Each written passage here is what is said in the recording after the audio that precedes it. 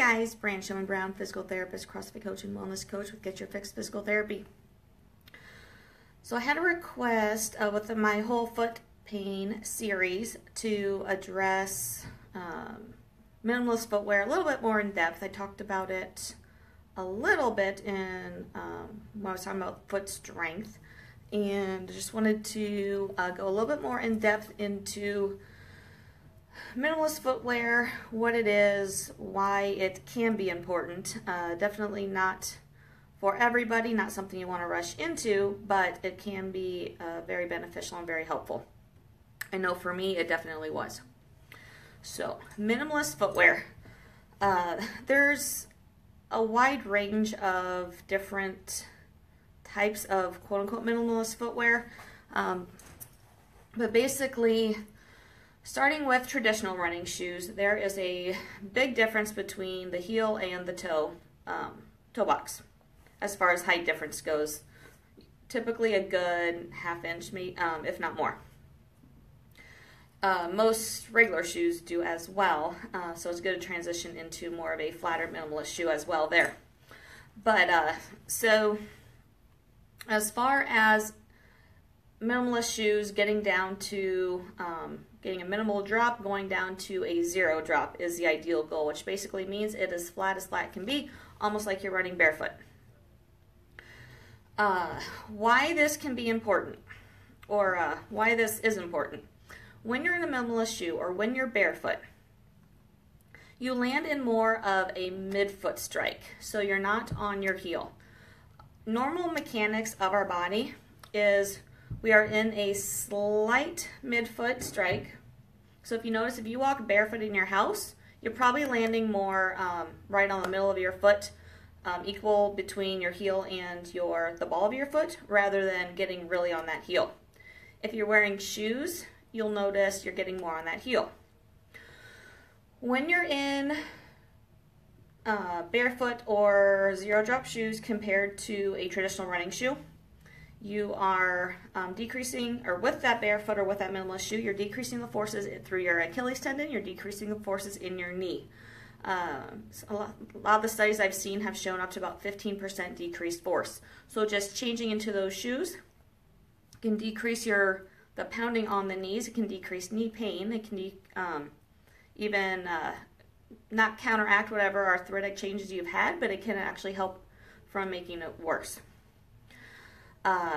Because when you're landing, if you land on your heel, basically you're landing as locked out as that knee can be. When you're landing more midfoot, you have a slight bend in your knee, so it takes that shock absorption a little bit better. Same thing with your Achilles. I think your Achilles, if I remember right, is something like 5% decrease in force. So it's not crazy a lot, but it's there. Now, so the flatter, the more flexible shoe, the better when you're going to that zero drop. Or a minimalist shoe. Even if you're zero drop, it's a pretty stiff shoe, you're not in the ideal type of, or it's not moving in an ideal amount for you. So it's still limiting how much that foot moves, how much your feet respond, how much your toes respond to the ground surface that you're running on.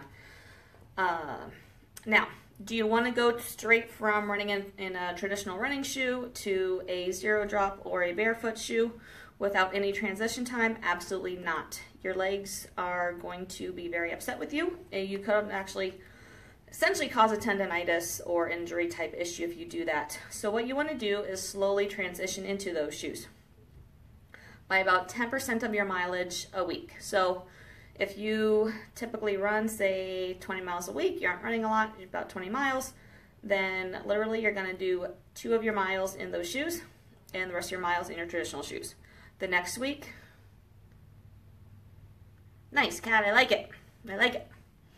The next week, you're going to increase that by another 10% as long as there is no pain or any issues. So you're going to go from those 2 miles, you'll go up to 4 miles and just slowly increase that.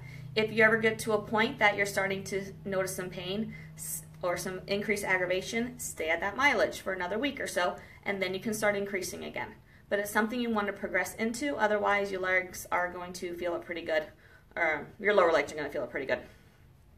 Now, as far as minimalist shoes, There are a lot of options out there as far as for running in. I wear Vibrams personally. I've been looking into the Zeros, and I'm spacing on the other one right now.